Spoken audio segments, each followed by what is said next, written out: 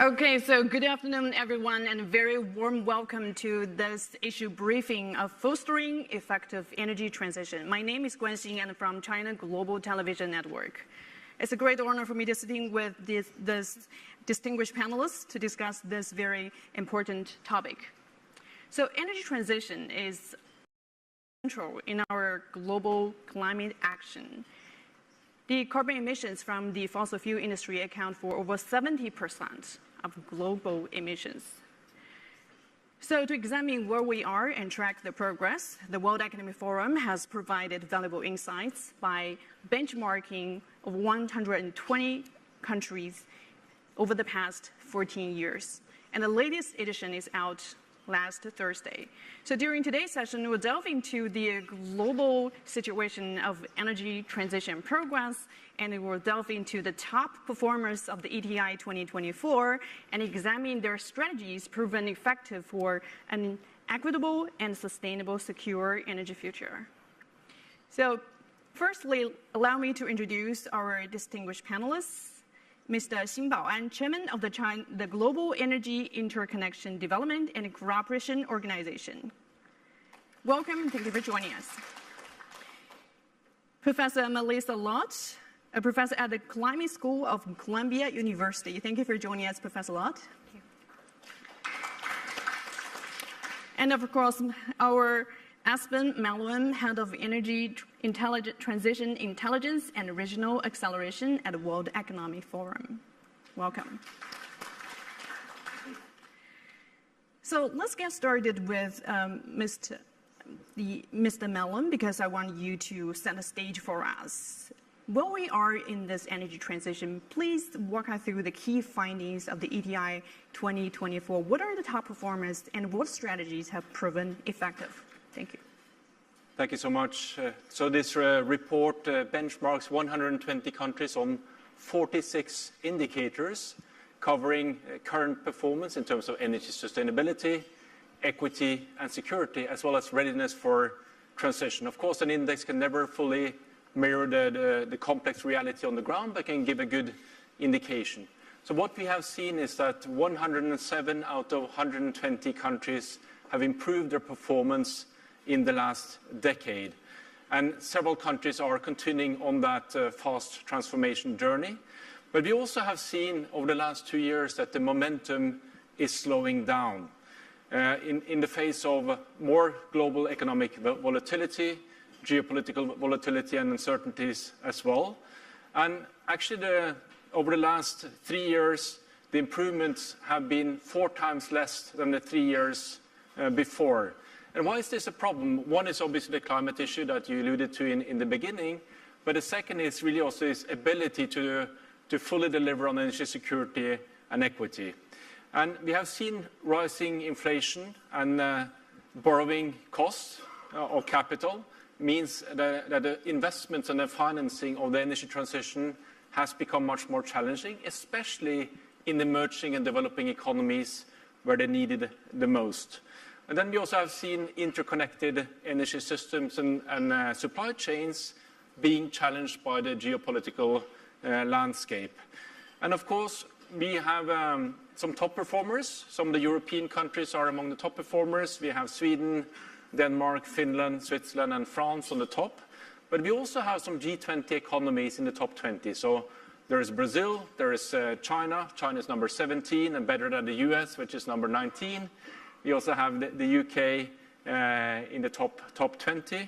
And China is really leading the way globally when it comes to the ramping up the renewables and the clean energy system, the manufacturing, for the benefits of China, but also for the benefits of other countries in terms of reducing some of the cost. And lastly, innovation is here a key factor. And we need to continue on the technology race. It needs to be a race to the top, where people can collaborate for mutual benefit. We see continued innovation in electromobility, battery storage, hydrogen, and a new area, AI for energy transition as well. I'll come back to a few more points, but those are some of the high-level findings. Okay, Aspen, I will turn to you later for some of the specific points. And now let's turn to Mr. Xing. Because China has seen very tremendous growth in its renewable energy sector. Could you help us understand what factors are driving this development? OK，感谢主持人的 Thank you 这样 very 一个很 much, 好的一个话题。 Ms. Moderator, for posing 应 such 对 a 气候 great 变 question. 化、推动能源转型 Fighting climate change and 是 pushing 全 forward 人类 energy 的共 transition 同 is a 的 joint 责任。 aspiration for humanity. 中国国家主席习 President 近平 Xi 向国际社会做 made a 出了 solemn 碳达峰、 commitment 碳中和 of 的 carbon 承 peaking 诺， and carbon neutrality 彰 to 显 the 了 world, 中国 showcasing 的责任担当， China's 也按下 responsibility 了中国能源 and 转 pushing 型 the 的 fast 快 forward 进键。 button for energy transition.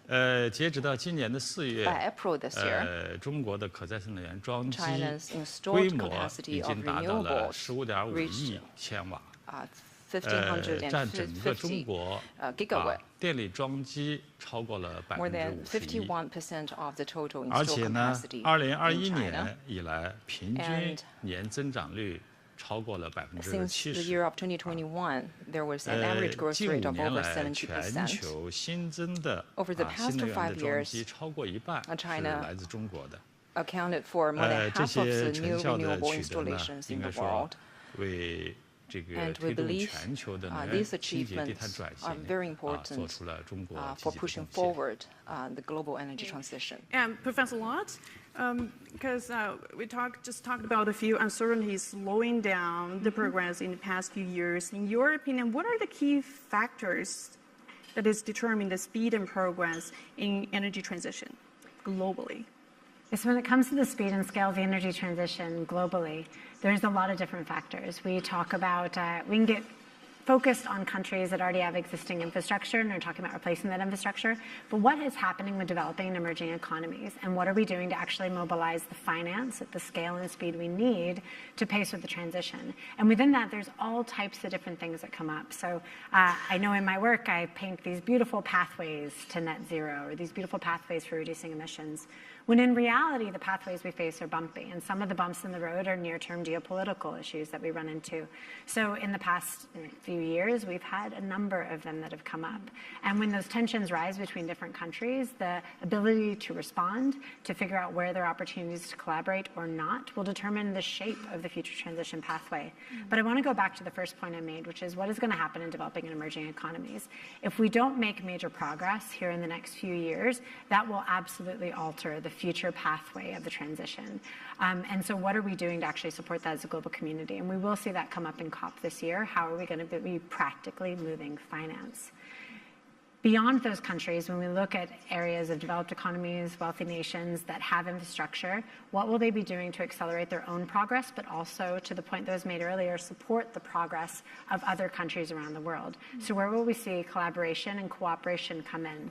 The more of that we see, the smoother and faster we can move down the road to net zero. The less of that we see, the bumpier the road is, and the slower we see progress. Mm-hmm. Well, thank you for your insights. And Mr. Mellon, because talk about financing, which is of course critical to a lot of especially developing countries. And in this latest report, it found that gravity of this transition shifting to developing economies. How is this shift landscape of energy transition, and what are some of the best practices to address these challenges? So indeed, the central gravity of global energy demand is shifting to the developing and emerging economies. That's a fact. But the financing hasn't been following. Last year, $1.8 trillion was invested in clean energy worldwide. Only 16% went to the emerging and developing economies if you take China out of the equation. And China is the biggest investor worldwide. Then also Brazil and India are examples of being successful in attracting finance. So it is possible in an emerging and developing context. But much, much more is needed. There are various reasons why capital won't flow. Policy is one. One needs good policies, stable policy environments, and it also goes beyond energy policies about the macroeconomic environment in the country. Then most of the capital will need to come from the private sector. And the private sector will only invest if the risk-adjusted returns are attractive. And that's also where companies, of course, will have to take more risk, be willing to take these opportunities, see the opportunities, but the policymakers need to set that environment. very positively, we see a catching up effect now between the developing economies and advanced economies. Sub-Saharan Africa is the fastest improver on our index. But some of the things that the most developed countries have done is long-term plans. China is a very, very good example of that with the 5-year plans. Stable and good policy environment. Focus on a diverse energy mix. Energy efficiency policies and policies to stimulate also renewables. And then, last but not least, interconnections with other countries, grids and collaboration. And that's a very important point, that collaboration is really fundamental to this for everybody, and that's a global point. Mm-hmm. Well, just a quick follow-up question, because you talked about China's strategies, which has proven very effective in accelerating this transition, but it also become a point of trade friction recently. So how do you make of those frictions concerning these green tech products, and what's the implication for the global transition towards net zero? So I can comment, maybe others want to comment as well, but China has been, of course, very, very successful in building supply chains and a huge capacity in batteries, electromobility, solar, wind, and a few other areas. And with scale comes cost reductions, and with cost reductions come competitive advantage, which then, of course, benefits consumers to get access to lower cost products. But, of course, China is not the only nation that wants to build competitive advantage and wants to build industries. So it's natural that other countries will also want to have their piece of this clean energy share. So I think what is needed here is really to find those win-win opportunities that can be business to business. And I know some companies are really starting to do that. It can be country to country, or it can even be a multilateral fora, like COP was mentioned here by Melissa. There's also the G20. There are international fora. And China, as the biggest emerging economy, as a leading player in this field, can also play a critical role here. Thank you. And talking about multilateralism, I have to mention GATECO, because it has become an important global platform for supporting this energy transition. So, Chairman Xi, could you share with us some of the initiatives, specific measures that GATECO can help assist in global transition and to support a lot of other countries? Thank you. 好的，全球能源互联网合作组织 For 是 our organization, 这 GATECO, 个响应习近平主席 we were 在2015年在联合国 created in response to President Xi's commitment in 2015 and the UN to build or promote global energy interconnection, or GEI for short. And since our creation, we are tasked to promote GEI and to support sustainable development of energy across the world. This is our mission. We advocate for building a system that is clean, interconnected, smart, and highly 我们 efficient. 着力推动 And we aim to 这个在能源生产侧的清洁化， promote 促进 clean 能源生产 electricity 清洁， generation on the 同时 supply 呢 side. 大力的推动 At 在 the 能 same 源的 time, 消费侧 on the 电气 consumption 化， side, 以电 we 代煤、 promote 以电代油、以电代 electrification 气， to replace 提 oil 高 and 终端 gas 能源消 and 费的 coal 电气化和清洁化的水平。 to make sure that we have 再 a 一个呢，我 clean 们 and highly 大力的推 electrified 进 system. 构建 At the same time, we're 数字 also 化 very 坚强 much 电网， focused on building a 用 digital 数字化 and resilient 智能化的 grid. 新技术 By 为 using 电 these 网 new 赋能， technologies, 使 we want 电 to 网呢能够更好 empower or 的 better 这个适应 enable the grid 这个能源 so 转 that it 型 can better 这个 adjust to 大 the 规模的 challenges 消纳清洁 posed 能 by 源 high 这 accommodation 样 or 一个需要 integration of 高 renewables 效的 into 配 the 置。 grid. 那么这些年呢，我们在推动 higher, 全球能源 efficiency 互联的 of 这方面， allocation 主要做了 energy. 几方面 Over 工 the 作。 past years, 一 we 是我 have 们积极的 been 参与 making a lot of 全球的 efforts 治 on 理 the following fronts. 对接 First, 全球治 we 理合作机 actively 制，参 participate 加 in 了 global 多次 governance, 国际的重要会 align our 议， strategies with global 包括联合 mechanisms. 国 We 的 have 气 been 变大会、 participating 生物多样性 in 大 COP, 会、环境大 both for 会、可 climate 持 and 续发 also 展 for 高级别政治论 biodiversity, 坛等等。 and also 我 the 们在这些 HP, 重要的会议上 LS, 举办边会，设置议题，发布成果。And we are 推动全球能源互联网的 launching 倡议 research 呢， studies and 连续6年 initiatives 纳入了 on 联 such 合国的 occasions. 可持续 For 发展 6 的政策 consecutive 建 years, 议， the GI was 也 included 写 in 入 the 了 policy 政府间 recommendations 气 for 候变化专 sustainable 门委员 development 会 of the 第6次 UN, 评估报 and 告 it is also part of the 成为促进 IPCC AR6. 全球能源转型和可持续发 And 展 we 的 have 中国方案。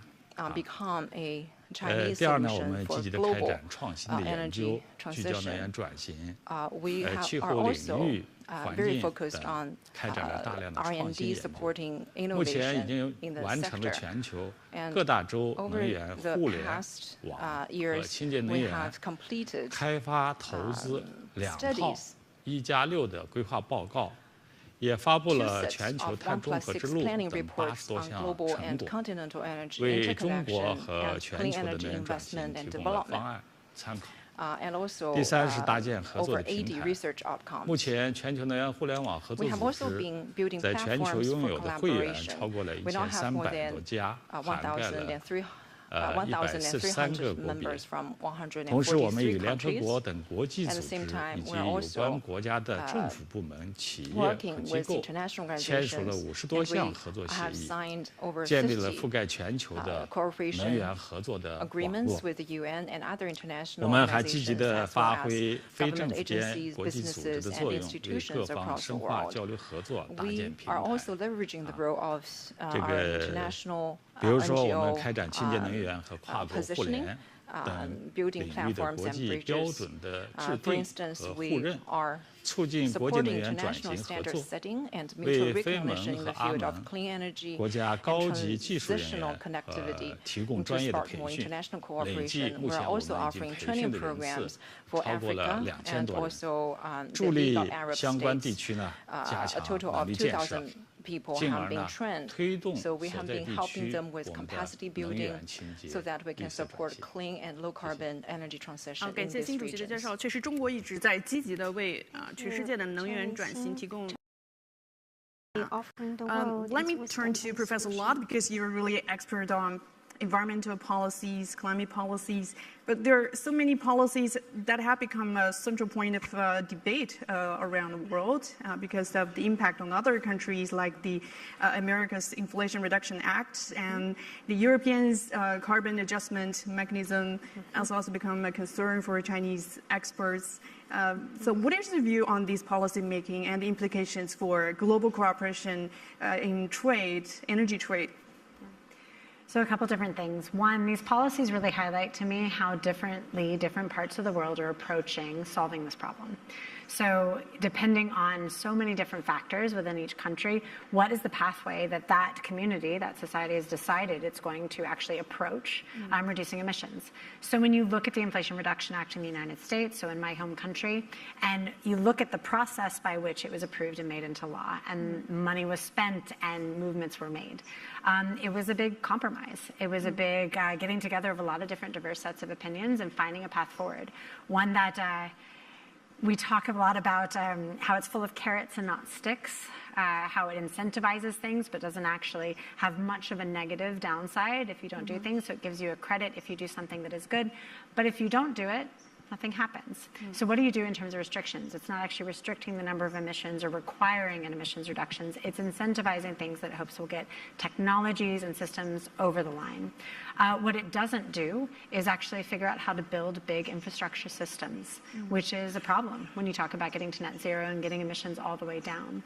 Carbon border adjustment mechanisms, the Inflation Reduction Act, all these policies I look at, they do highlight a couple of different things for me. One is the lack of transparent available data that we can use to then provide, okay, these two things are not the same. How do I value them and how do I make them be able to receive a different value in a market so that economies that move faster towards reducing emissions can then be compensated for that. And it also highlights to me how controversial these things that cross trade borders and lines are. They can be very isolating, and they've highlighted something that we know in the research but is now coming to play in the policy discussions and in our discussions here at this meeting, which is to get all the way to net zero, to solve climate change in a way that balances sustainability, the equity points you brought up earlier, and affordability, et cetera, we need collaboration and we need lots of people participating. And so when you have policies that design a narrowing of that, that can be problematic and that can provide tensions. So the question is next, how will elections this year, how will a lot of different conversations evolve to allow that to evolve to a productive future? If the goal is net zero, we have to move fast. Thank you. And Aspen, would you like to add a few comments on this? Do you have policy recommendations on how to ensure a fair and just a transition? I think at the macro level, we all share the common objectives. We want to secure equitable and sustainable energy system. So that's good. And we have also climate objectives. The world faces a climate crisis. We're all in the same boat. Yeah. Then as Melissa said, there are different situations, there are different tools, but I think two things will be important. One is that we use all the policy muscles. So the climate policies, the energy policies, tax policies, economic policies, trade policies, to really help solve this thing. The second is that we also really think about incentivizing investments. And we think also about cooperation opportunities across the borders for mutual benefit. So those are some of the elements that I think are important. And last point, let's not forget about people. Ultimately, we're all doing this for the people so that people can have access to energy. They also need to be part of the transition journey and see the benefits. Thank you for the comment. And we'd like now to open the floor to questions from the audience. If you want to ask the questions and engage directly with our expert, please raise your hand. Okay, this lady on the second row. Do we have a microphone?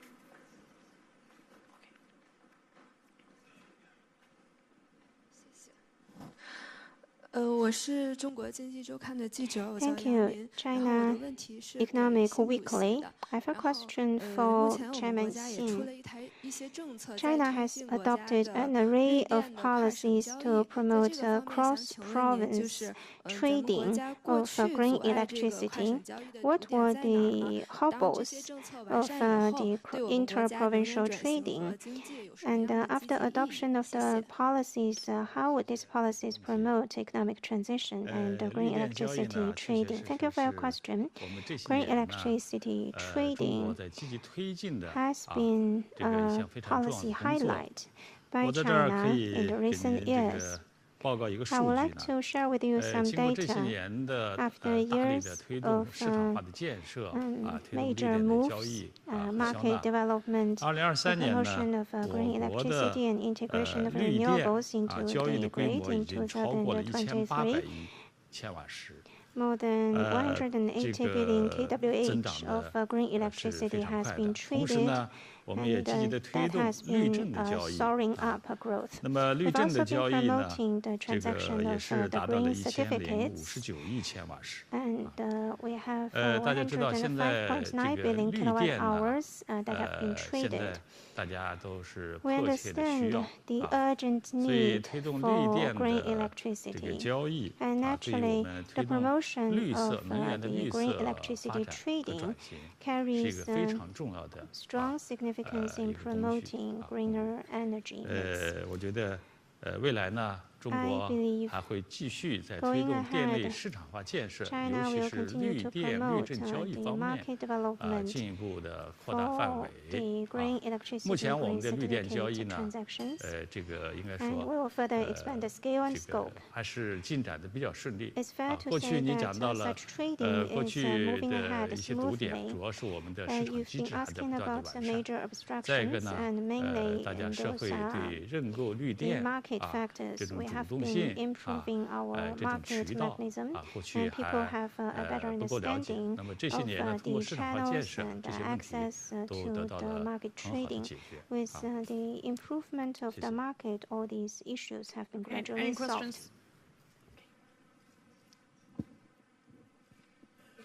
Hi, I'm Benoit Boulay, AVP Innovation Partnerships at McGill University in Montreal, and a professor of electrical engineering.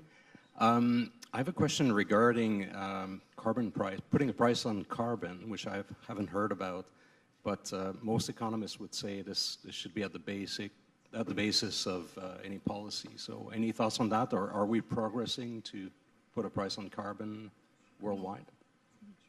I can comment if that's helpful. So when it comes to putting a price on carbon, We don't see progress to doing that globally. We do see some progress in some local markets. Now, within this, what we see in the analysis of how carbon pricing could help is that, one, it doesn't need to be the only tool. So back to your point about policy, we need all the different pieces of the policy and technology and markets toolbox. We need all of that. And so when it comes to carbon pricing, we do see a potential for smart carbon prices to actually be complementing other incentives and other systems and other policies. So there is that. Some regions will decide that that is the mechanism they're willing to adopt. Others will not.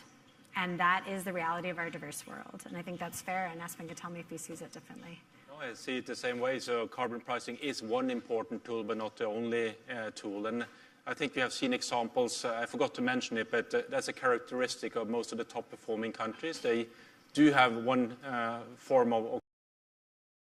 Also see, I think China is the biggest carbon market in the world, and has established a carbon market. Brazil has decided to establish a carbon market, and many others are following. And I think at the international level, we also need to see some progress within the COP process for the Article 6 and how to leverage some of those compliance markets, but also more the voluntary markets, so that this can be a tool that can play to its full potential.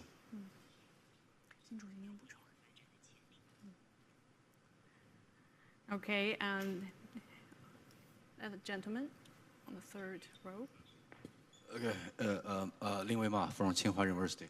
So I think with more and more wind and solar introduced, so energy system become more complex. We need digital technology to facilitate a smart energy system with high penetration. But my question is that how do you think that digital technology can accelerate the energy transition? And if so, how we can promote international corporations on sharing of big data and digital technologies? Thank you. I can take that. So when it comes to digital technologies, and I'll expand it to digital technologies and AI, they can help us across the entire system, from supply, all the transformation and transition. So whether it's wires to move the electricity we spoke about, or whether it's liquid fuels through pipelines, others. And also the demand side, it can help us to optimize that system so we have less waste in the system, and so that we're getting what we actually want, which at the end of the day, as an engineering professor, I love electrons.